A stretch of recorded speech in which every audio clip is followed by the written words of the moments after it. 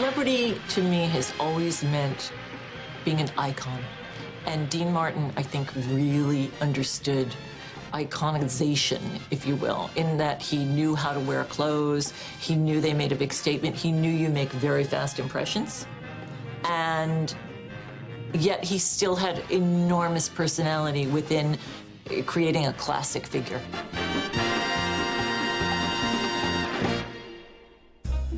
When you think about the late 50s, the 60s, the early 70s, like, who were the icons of masculinity? Dean Martin was absolutely one of this kind of gangster style, but cool, super cool. Like Vegas, gangsters, Rat Pack, that was the epitome of cool. Dean, he really was the of the Rat Pack, you know. He was the funniest. He was certainly the most charming. He was really a good guy. He was smart enough to understand that a movie star is supposed to have something of their own and something iconic. So he's wearing a classic suit with classic ties, great-looking shirts. The red pocket square was his thing, you know, and also it throws a little color. Red is very romantic. Women like red. He was very much of a romantic singer and actor. He was always the leading man. I can see him alongside Matt Damon and George Clooney. George Clooney and Brad Pitt, particularly in the Ocean's films, really model themselves after Dean Martin and Frank Sinatra. Without a doubt, that cool, that kind of wearing fabulous clothes. The clothes are expensive and great and beautifully cut, but also looking like you fell out of bed in them. Like wearing in the most throwaway, casual, because you're just cool. It's Dean's style, Dean Martin's style, that sets the tone of it, you know. Smooth, there's the word, Dino Crescetti. All kidding aside, I've been a fan of Dean's all my life, and I think you look terrific. Doesn't he look terrific? I mean, isn't it just amazing what an embalmer can do? Dean Martin had a wonderful figure, gorgeous figure. He was slim, trim, but really built. He was taller than Frank and the other guys he hung with. So he always looked taller. And he had very broad shoulders. And like he had that sort of triangle thing going on. And I don't think people really worked out much then. It was obviously genetics. Well, yeah, he always looked great. He had a great body. And that's number one. You can't be a fashionista if you don't have a great body for it. Where'd you get that outfit, Griff? I got it from Dean. You look like you mugged a buffalo. I had to take care of Dean's wardrobe because I was a wardrobe man to begin with when I started with him. And when we would go to Vegas or whatever, the clothes, when he took them off at his house, the housekeepers would send them off to the cleaners, and then another housekeeper would get them back when they were delivered, and God knows where she'd put them, in what closet, whatever. So I just told Mort Viner, who was Dean's agent and manager, I said, Mort, I've got to keep Dean's clothes with me because otherwise we'll never find him. So I kept Dean's clothes with me, and I would take them with me back and forth to Vegas. And this one time we took off for Vegas, and everything was wonderful, so I got up and realized I didn't have Dean's boots. And all we had there was his light brown boots that he wears all the time, which he couldn't wear with a tuxedo. And his boots were custom made, so I couldn't go out and buy a pair in Vegas or something. I had to go get a cab, get back on a plane, come back to Los Angeles, and sitting in the chair by the door were Dean's boots. Get the boots, get another flight out early in the morning and get back to Vegas before anybody knew that I was gone. What's that expression, shoes make the man? It tells you a lot about them. Women tend to generally wear nice shoes, but a lot of men wear like old shoes, sneakers. The fact that he wore like beautifully handmade shoes, which I'm sure were crazy expensive then, and that they were probably always shined, meant a constant attention to detail and also a feeling, like, because again, people don't necessarily see them from the stage or from a film, a feeling of wanting to be elegant and sophisticated. Good shoes will make a difference. They were all custom made, as were his tuxedos, his shirts, everything was custom made because he really was a fashionista, so to speak. Frank Sinatra, Sammy Davis, those kind of guys did have their clothes custom made. They could afford it, so they did it. And, it made them look better. I mean, anything that's tailored nice is certainly going to make somebody look much, much better if it's tailored than off the rack. Buying off the rack things probably wouldn't fit so well. When we think of men's suits now, we think of Zegna and Kiton and Dolce & Gabbana and Prada, and a guy can go in and buy a suit like that in a great fabrication that's going to look really good on his body. But back then, not so much. The men's suits were kind of more boxy.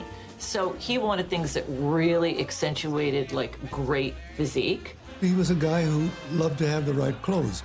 His tailor was Cy DeVore, who was on Vine Street, I believe. Cy DeVore is a very, very famous Hollywood couturier, if you will, who made many of the early suits of famous men. He really got it. He got tailoring, he got shape, he understood fabric, and that you want something that's really special, but you want to keep, clothes are really about the body. And also, if you're an actor, they're also about your image. And he really got that. And he made clothes for lots of Hollywood icons. I don't know why you laughing, Dean. Here's a guy who passes himself off as a great dresser. His tuxedo's so shiny, if he tears it, you're gonna have 7 years bad luck. His image was in the tuxedo. I mean, that was always the image outside of the showroom at the Las Vegas Celebrity Room, was Dean in his tux. He was always in a tux, except in the later years we got him out of that a few times. But in the early days, no matter what he did, a sketch, he was always in the tux. Dean was set in his ways. I mean, Dean always said to me, if it works, why change it? Don't change it if it works. Don't ever change anything that works. And that was his pet peeve, was anybody that would try to change something that he felt worked. So don't change it if it works. We tried to put him one time on one of the shows instead of a black tuxedo jacket, a red jacket with his black pants and all. And he said, why are we doing this? The black jacket works. Why are we changing it? So his whole attitude was, if it works, don't ever change it for anything, for any reason.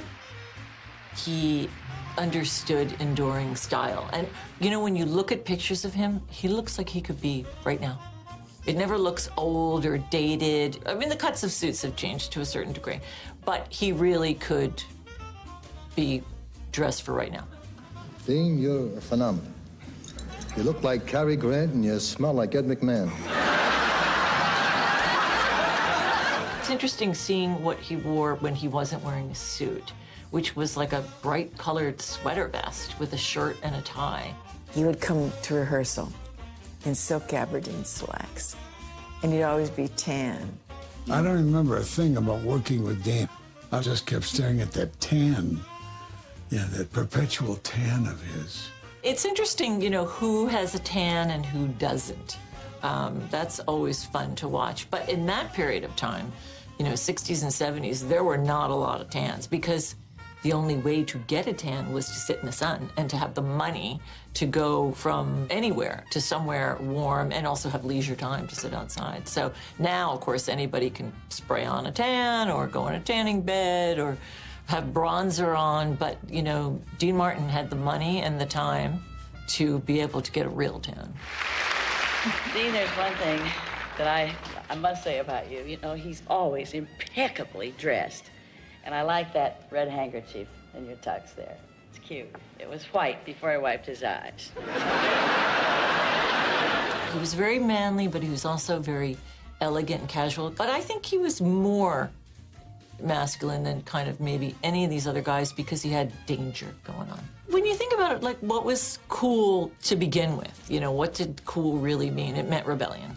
And so in that period of time, that's when the highball, the cocktail hour, the martini, all started to really kick in, that cocktail culture with cigarettes.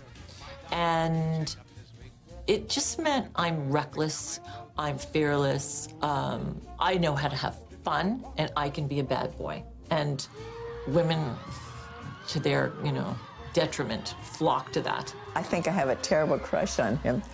I think any woman that ever worked with Dean would get a crush on him. The cigarette and the drink in hand really added to the style because it was Dean. That was genuinely Dean. The old style with a tux and an expensive watch and the rings, and it's the all omnipresent cigarette and a drink. He constantly was gesticulating with a cigarette. It's edgy, but sophisticated.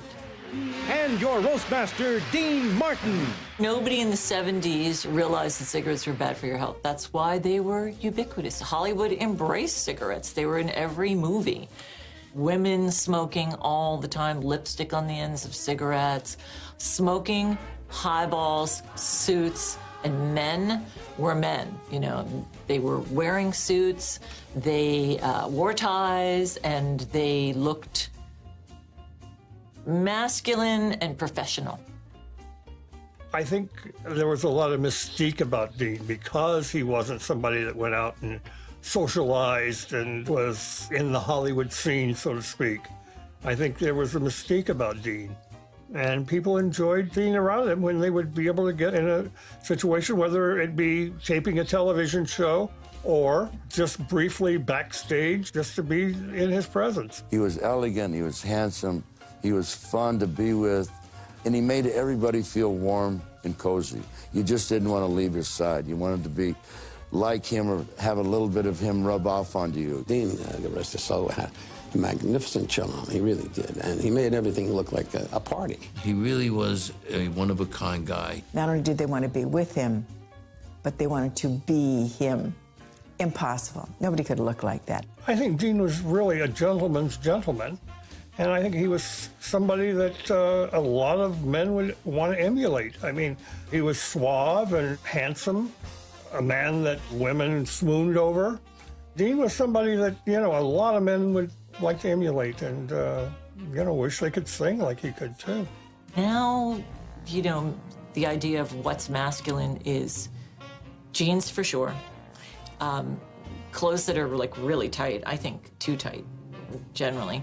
Sneakers, you know, all the hip-hop guys, leather jacket, T-shirt. It's very casual and throwaway, and it's really a shame. I love looking at guys like Dean Martin and Frank Sinatra wearing hats, pocket squares. It reminds you that people lived, in a way, more glamorous lives then. Good night, everyone.